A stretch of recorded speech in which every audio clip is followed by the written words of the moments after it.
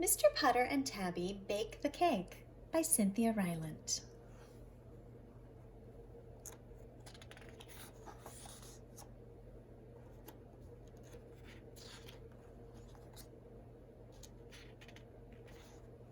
Chapter 1, A Good Cake. It was winter time.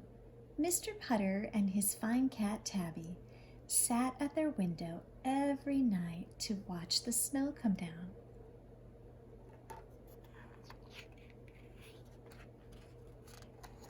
They watched and dreamed.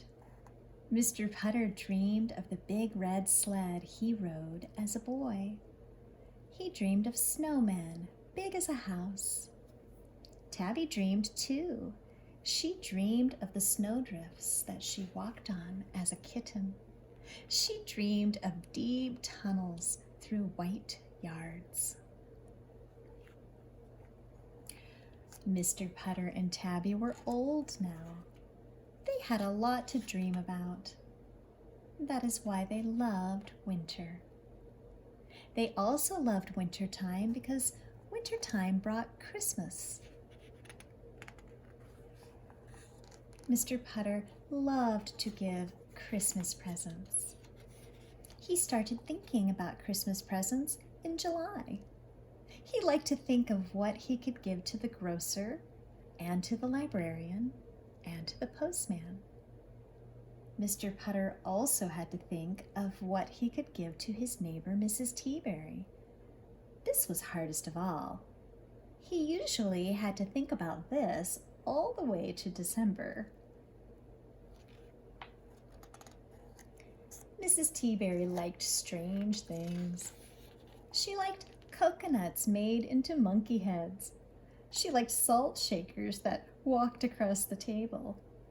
She liked little dresses for her teapots. She even liked fruitcake. Mr. Putter could live with monkey heads and walking salt shakers and dressed up teapots, but Mr. Putter could not believe that Mrs. Teaberry liked fruitcake. He could not believe that anyone liked fruitcake. Every Christmas, Mrs. Teaberry ate mounds of fruitcake. It worried Mr. Putter. This winter, it was worrying him a lot. He thought Mrs. Teaberry should have a good cake for Christmas, not a fruitcake that could break her toe if she dropped it. A good cake, a light and airy cake. And one night, as he and Tabby sat dreaming at their snowy window, that is what he decided to give Mrs. Teaberry for Christmas. Mr. Putter would bake her a Christmas cake. It would be a cinch. Chapter 2, No Pans. The cake was not a cinch. In the first place, Mr. Putter did not know how to bake a cake. He could bake instant muffins. He could bake instant popovers, but he had never baked a cake. He didn't know how. In the second place, Mr. Putter had no pans. He had muffin pans, he had popover pans, but he had no cake pans. If he baked a cake, it would have to be in a shoe, or maybe in a flower pot, or even in a hat, but not in a cake pan because he did not have one. And in the third place, Mr. Putter had no cookbook. He had books on seaweed. He had books on clouds. He had books on Chinese trees, but he had no cookbooks. Mr. Putter thought about no cookbooks, no cake pans, and the fact that he did not bake cakes. He said to Tabby, maybe for Christmas, Mrs. Teaberry would like a nice cup of tea and a card. His card says, "It's the thought that counts."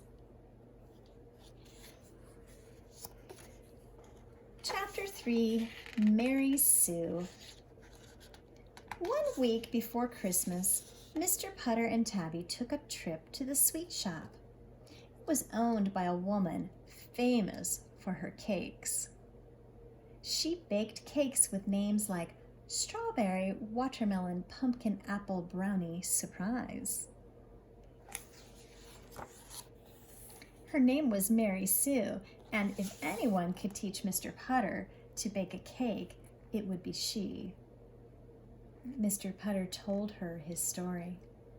He wanted to bake a Christmas cake, he said.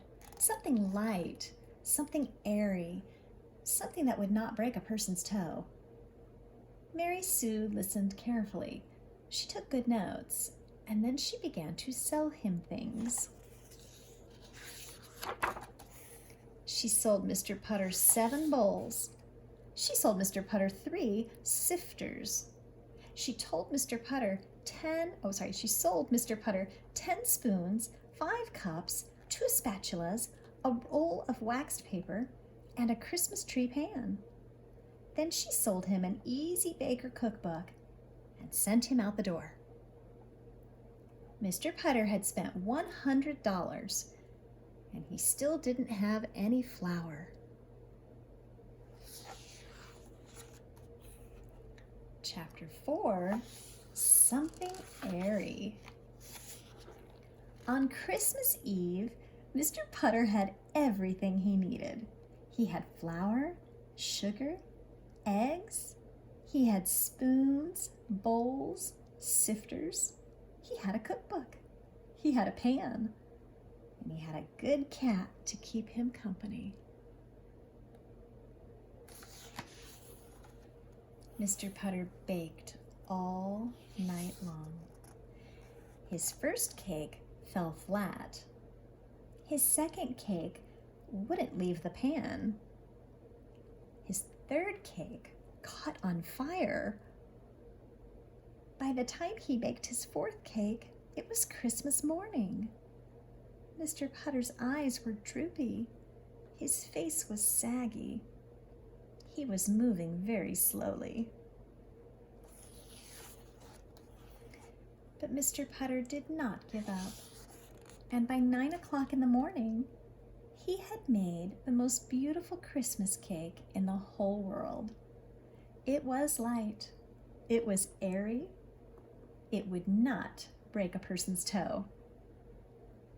He woke up Tabby, and together they took the cake to Mrs. Teaberry. Mrs. Teaberry was delighted. She was thrilled.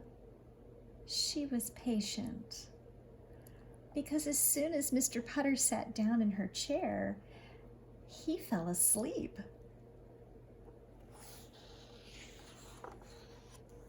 And she had to wait 12 hours before she could cut her cake. She wouldn't have any without Mr. Putter, and that is how long he slept. But when he finally woke up, Mrs. Teaberry was there with Tabby and her own dog, Zeke, and they ate cake and drank tea and watched the snow fall all night long.